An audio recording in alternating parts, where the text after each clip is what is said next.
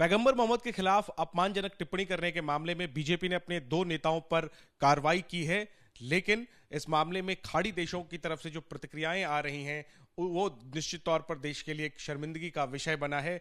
इस पर बात करते हैं। मेरे साथ कांग्रेस पार्टी के वरिष्ठ नेता पवन खेड़ा हैं। इस पूरे विवाद पर, बीजेपी की कार्रवाई पर और खाड़ी देशों में जिस तरह से भारतीय राजदूतों को तलब किया गया है, क्या प्रतिक्रिया? नहीं, अगर मोदी जी खुद ऐसी भाषा का इस्तेमाल नहीं करते कि कपड़ों से पहचान लेते हैं, मुख्यमंत्री उत्तर प्रदेश के कहते हैं 80-20 शमशान कब्रिस्तान, ये सारा एक माहौल बनाने का जरिया था। आप रोज टीवी पर डिबेट्स करवाएंगे, पोलराइजेशन कराएंगे पूरे समाज की, तो आज ये स्थिति पैदा हुई कि पूरे देश को आज शर्मसार होना पड़ रहा है। और भारतीय जनता पार्टी या आरएसएस की गलतियों का खामियाजा भारत क्यों भुगतेगा? भारत क्यों माफी मांगेगा? भारत ने कोई गलत काम नहीं किया, भारतीय जनता पार्टी ने गलत काम किया। आप मानते हैं बीजेपी ने जिस तरह से कार्रवाई की, इस मामले में दोनों नेताओं को निलंबित किया, ये पर्याप्त है? क्योंकि कई लोग अभी भी मांग कर रहे हैं कि इन पर जो है इनकी गिरफ्तारी की मांग भी की जा रही है। खुद आपकी पार्टी के नेता दिग्विजय सिंह ने भी ये मांग की है, तो क्या आप भी इस बात को... आरएसएस का ये तरीका रहा है कि पहले तो गलत काम करवाएंगे और फिर कहेंगे इस आदमी का हमारे से कोई लेना देना नहीं। वही चीज अब भारतीय जनता पार्टी कर रही है।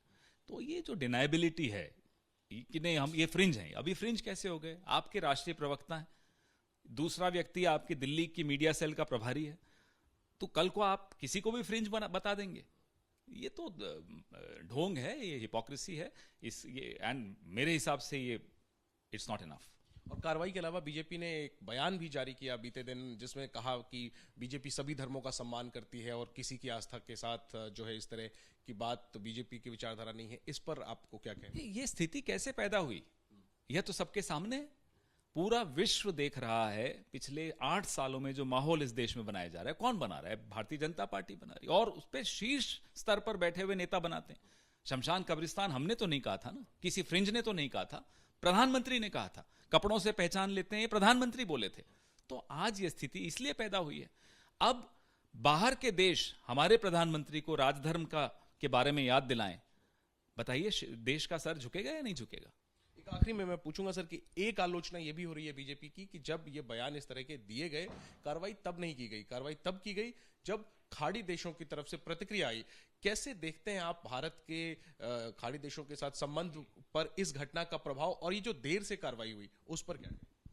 मुझे जो ज्यादा चिंता का विषय लगता है वो ये लगता है कि जब अपने देश के भीतर आवाजें उठी इन बयानों के खिलाफ, तब आपने उन आवाजों को दबाया। आप क्या करना चाह रहे हो? आप सिग्नल क्या भेज रहे हो कि आपके देश के 15 से 20% लोग की जिम्मेदारी अब खाड़ी देश लेंगे? ये कैसे हो गया?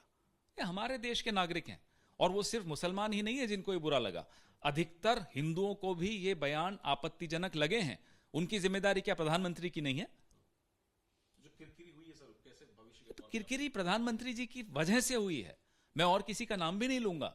मोदी जी की जुबान से ये शब्द कई बार निकलते हैं कि कपड़ों से पहचाने जाते हैं, शमशान कब्रिस्तान में। ये पूरा माहौल बनाने वाले मोदी जी हैं। ऊपर का नेता इशारों में बात करता है, नीचे का प्रवक्ता खुलकर बात करता है। जो ऊपर के नेता ने किया उसकी वजह से आज प्रवक्ताओं में हिम्मत हुई कि इस तरह की जुबान से बात करें। निश्चित तौर पर तो कार्रवाई तो बीजेपी ने की है, लेकिन कहीं ना कहीं एक सबक भी है और किरकिरी देश की हुई है। जाहिर है कांग्रेस बीजेपी को घेर रही है, हमला बोल रही है।